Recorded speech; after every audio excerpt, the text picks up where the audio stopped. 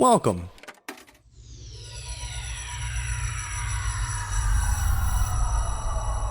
to Arcade Audio. Welcome to Dilettante. I'm Johnny. I'm Spencer. Here on Dilettante, we go on Wikipedia. We click random article. And we talk about it. Yeah, we do. I want to thank everybody ahead of time. We're recording this before Bridge Club happens, but I want to thank everyone for their Bridge Club contributions. Yeah, Bridge Club wouldn't be Bridge Club without the club bees. What do you call bridge players? Pensioners. I think that's what you call bridge players. We don't call them pensioners, do we? No, we just call them Republicans. Okay. Whatever, dude. You know, something I realized today. Yeah.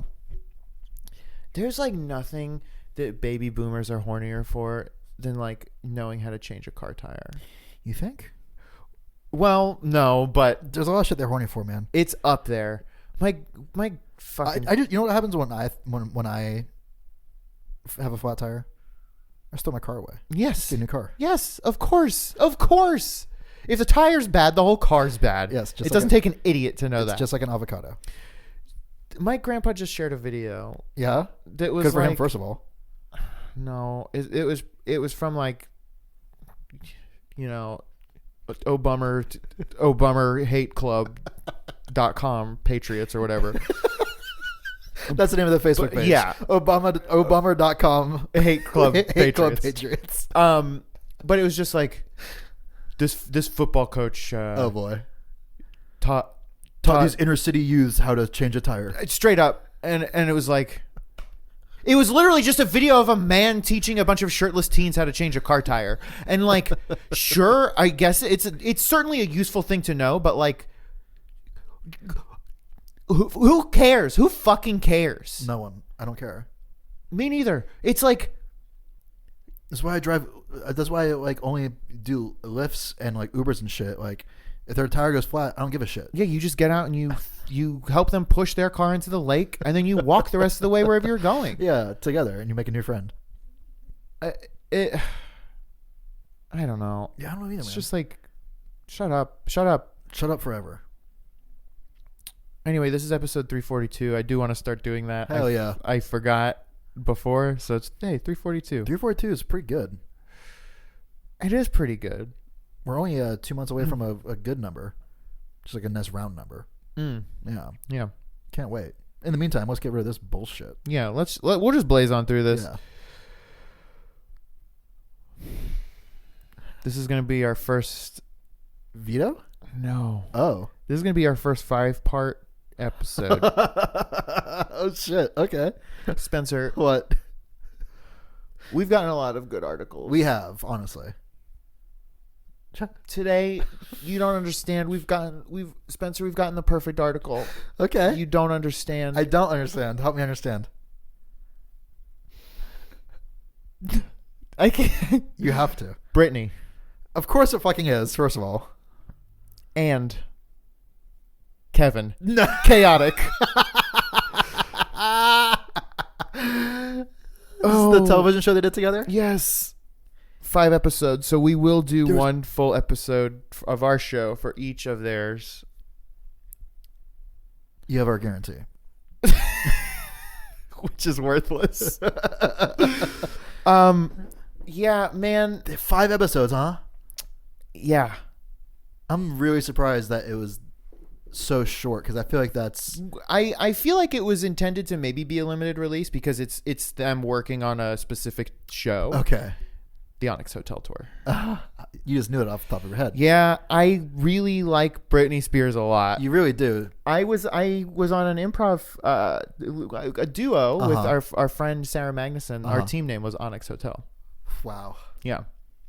I didn't know any of that, what you just said. Yeah. Kevin Federline is his name. K-Fed, yeah. K-Fed. And he was a backup dancer? Mm-hmm. I'm picturing like him with Britney. He's wearing like a white V-neck undershirt as an overshirt. And he's wearing like a pork pie hat. Or not pork pie hat. A fucking, what do you call it? Is it pork pie hat? Is that what I'm thinking of? No, it's a like a trilby. Thank you. I'm picturing like a plaid trilby. I don't know that it was V-neck so much as like white undershirts. Tall tees? He probably definitely had some tall tees and some sweatbands. Did he have sweatbands near his elbows where you can't, that won't help you wipe sweat from anywhere? Did he have a calf tattoo? I can't imagine he had just one. Okay, so one on each calf. Maybe one of them was the yin, one was the yang, maybe. Or is he doing like dragons? What's he up to? Can I tell you? Yes. As a youth, went to Splendid China with my family. That's the theme park that was owned and operated 80% by the Chinese government. Okay. In Orlando, Florida. And I bought a yin yang bracelet. Okay. And I wore the hell out of it, and I fucking loved it. A yin yang bracelet. It was like a braided hemp kind of situation, and then there's just a little yin yang bead. Oh, that's good. Yeah. You wore that a lot, huh? I absolutely did. Is it because it matched your Pog Slammer? And you're just going for like an aesthetic? Yeah. You know, like in Yu-Gi-Oh, there's that kid that only plays with dinosaur cards. I don't know. That was you. You just only had yin yang Pogs. Why were yin yangs like in? They're mystical from the far east. I mean, I have no clue. Because you don't. Because they're easy to draw. They are easy to draw. I do that shit everywhere. You don't like see them now, really. I mean, you do sometimes. Sure, but I not feel like they were ubiquitous. Yeah. I don't know. Like, maybe I don't know, dude. Like that period of time is like a blur to me because I was so young. I don't know like what the deal was. Like it was all yin yangs, aliens, and slime. Right. Exactly. So like. Obviously, there was something from the 80s, from like 85, you know, from around that period that bled into this Pog time. Let's call it the Pog time. Yeah. Which is like what, between 92 and 94? Something like that. Peak Pog. I would place peak Pog maybe 94 to 96. Sure. So between 92 and 96, that's where we have whatever was happening in 1985, you know what I'm saying, resulted in yin yangs being huge in 1994. It's weird how, like, any moment in time, 1995, for example, is the center of the Venn diagram of, like, 1989 and 2000. Yes. The middle of the decade is actually, like, both decades at once. It's so strange. It's you know, when you're, like, looking through the fossil record. Right. And, you know, the thing... So... We're going to go on a little bit of a deep dive. So, you know, one of the big things that like creationists will say is like, where are all the transitionary fossils? Where it's like the thing that was like, you know, halfway between a horse and a donkey. Right. I was going to say something sillier, but yeah. But you know, it's like, where's the thing that's halfway between a monkey and a person, or like a dinosaur and a bird, or whatever. Right. And the thing is the it's so gradual, and there are so many like distinct and discrete things along the way that you can't just be like, this is half dinosaur, half bird. Right, exactly. It's just its own fucking thing. Exactly. And that's kind of what this is like, where it's you can't just be like, this was the 90s, because the 90s were the 80s and the 2000s. It's like it just flows so smoothly. The 90s were the 80s and the 2000s. It's like the best thing I've ever heard. I mean, it's truly like, yes. It was like this weird combination because it moves so smoothly and so glacially. Yeah, absolutely. You're absolutely right. So strange. Yes.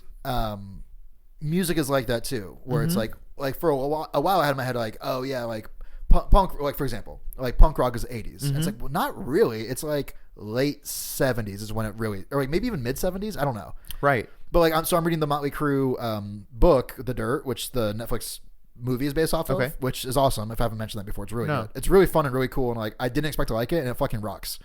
Really fun and surprisingly super well done. Yeah, check it out. But the book is just like that, but a little bit more like, you know, in depth. Anyway, they're saying they're in LA in like 1980, and they're already talking about how the punk rock scene in LA is dead. So I was like, what the fuck? Like, you know, shit like that, you know? That's wild. It's super wild, yeah. So I guess I'm like, well, I guess I don't know anything. Well, it's also, you know, we talk about this a lot just off mic. How sort of the improv bubble is like getting ready to burst. I think it burst. It's been done burst. It's been burst maybe since we got here. Right. Since we got here, we were like right on the edge, but we just didn't realize because... So that was like 2011, 12 when we got here. It was probably done at that point for sure. And now we're starting to see the ripple effects of it, of like theaters being shut down or whatever it might be, or like oversaturation, things like that. Yeah, for sure. Yeah, I think you're right. So strange. Yeah, it's really strange. Well, I mean, same thing with like music or television or whatever. I was watching there's a series of documentaries on Netflix called like the 70s and the 80s and the 90s. And in one of them they were talking about the 80s. I love the 80s. Yeah, it strikes back. It was like after MASH was done, that was like sitcoms were done at that point. And so like everything that people were watching were like whatever dramas, let's say, like General Hospital type things. Sure. Yeah. And then like whatever, let's say like Married with Children came out, and it was like, that's stupid. Like a sitcom, we all know those aren't doing anything. It's like, no, that's how the cycle happens. It has to keep going like back and forth, like between dramas and comedies or whatever. Well, the same way how like when The Office and 30 Rock and everything were on, it was like these single camera shows, and it's like, right, we're never going to make multi-camera laugh track shows again, and then like that's all that's on now. By the time The Office came out and hit and people realized they need to be making that style of show, was too late. It was too late. Yep.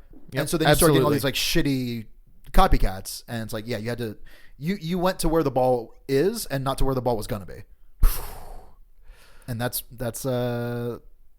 evolution, baby. Yeah. Show me that half monkey, half horse.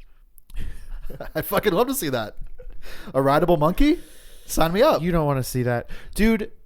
Would it be a rideable monkey, or would it be a horse with a prehensile tail that could swing through trees? If a horse could wear a monkey's skin, how would it wear it? Like this or like this? There's the neighborhood that we live in that I don't think we need to say. Sure. In the city of Chicago. Sure. Has a Facebook group. Sure. Our neighborhood has a Facebook group. And I'm not part of any other neighborhood groups because I have never lived in any. This is the only neighborhood I've lived in since I've lived in Chicago. Sure. And I love it. It's so strange. And every single post tells a baffling story. And I don't know if other neighborhood Facebook pages are like this or if we live in a particularly strange neighborhood. You were saying something like this before the show started, before we started recording, where you were saying like, it's cool going through Wikipedia pages and sort of reading between the lines of like the content of the Wikipedia pages tells a story about the editor and not about the page. Yes. And so you get these little like 2-sentence snapshots of this person's status or whatever on the page, and you are left with many more questions about that person in their life. For instance, today, the rideable monkey reminded me. This is all they posted. Okay. Does anyone have a picture of the gorilla that was walking around, these two streets? That was the whole thing. That was absolutely it. Then, this was like months ago, but there was one where it was like, I was out for a jog and I found... outside the school just 4 or 5 tanks of frogs and fish. Does anyone know of anyone who needs frogs or fish? Because I don't want to leave them out on the street. It's just like every day there's just some new incredibly strange thing. And I don't think anybody is trolling. I think every single post is genuine. There was a picture of the fish and the frogs. Right, yeah, right. Like it was like photographic evidence of like whose frogs are these? Yeah, I mean, yes. It doesn't seem like anyone's trolling. Truly. Everyone is insane in this neighborhood. I wonder if every neighborhood is like that. I don't think it could. I don't know. Or was it like somebody was willing to be this strange, and so other people were like, "Oh, it's cool to be strange. Like, I'm gonna let my real shit out there." You know what I'm saying? Like, yeah. A lot of people, I think, tend to be like guarded. Yeah. And maybe this is a safe place to be like, hey, this neighborhood's crazy and I'm crazy and let's just go for it. I think it is. I mean, I do think it is sort of it's like a neighborhood for weirdos, I think. It's got to be. I'm just going to say it. We live in the Viagra Triangle. Yeah, just a lot of horny old dudes wanting to dip their dicks in frog tanks. Yeah. So I don't know, man. It's fun, though. I like it.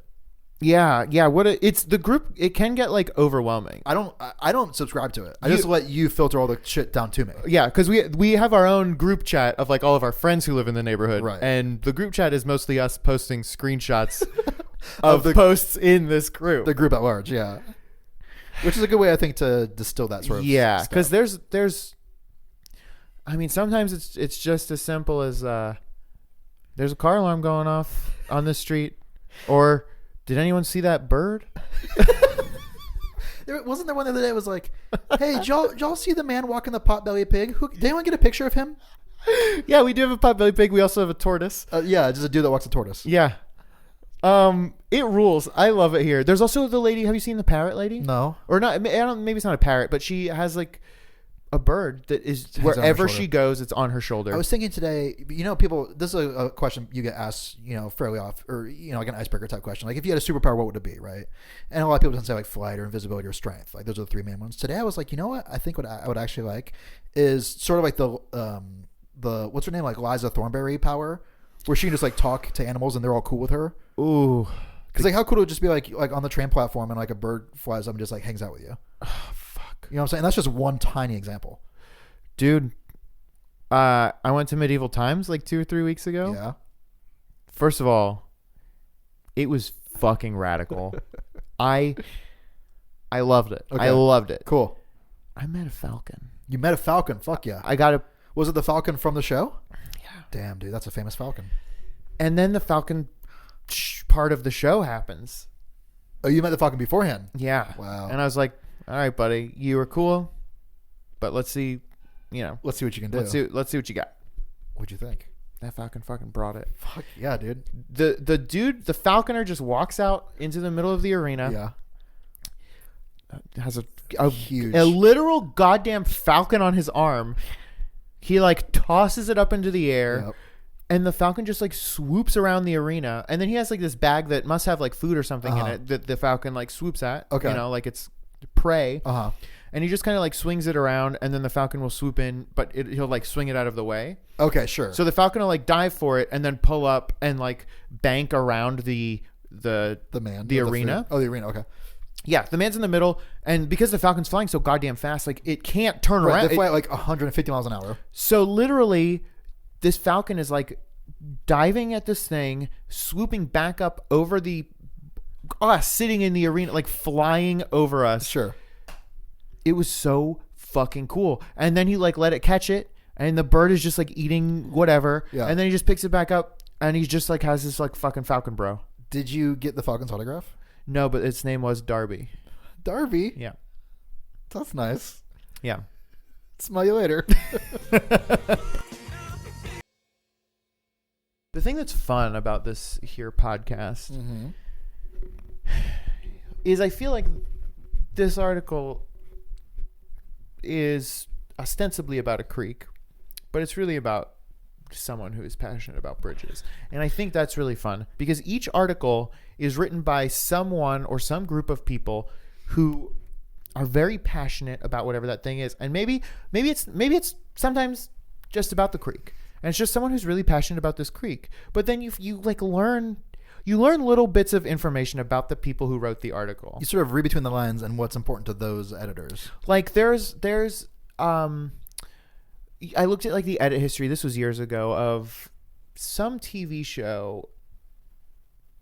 I don't remember what it was, or maybe it was the Buddies films. But it's like the same person did all the Buddies films for sure. It's like the same person, or maybe it was like not The Simpsons, a show a little less popular than The Simpsons, but just some show. It was like this person just wrote or edited a bunch of articles for this show. It's for like Cat Dog.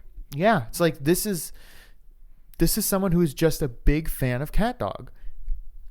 And sometimes there is like kind of toxic vandalism that seeps in, but in general it's like Winslow sucks ass. Someone would right.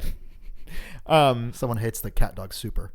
Well, Maria Bamford and Carlos Alazraqui did not get along.